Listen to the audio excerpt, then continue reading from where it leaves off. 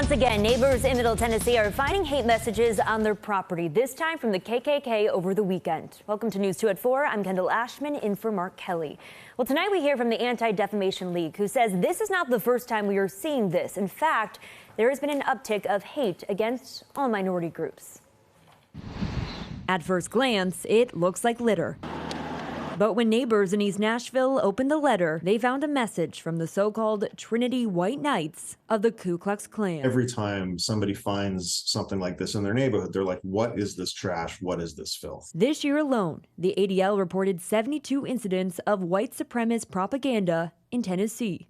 In total, there have been 111 hate incidents. And when you compare that number to surrounding states, Kentucky reports 8 incidents, Mississippi 25, Alabama 65, and Georgia 127. And over half of these incidents were driven by actions from white supremacist groups, hate groups, far-right extremists. Eitan Davidson with the Anti-Defamation League says from 2021 to 2022, they saw a 120% increase in anti-Semitic incidents. And so far from what we're seeing in 2023, the activity is still very, very high. So it is cause for concern, for sure. Back in February, dozens of anti-Semitic flyers were found in West and East Nashville. They are using the First Amendment as a shield, essentially.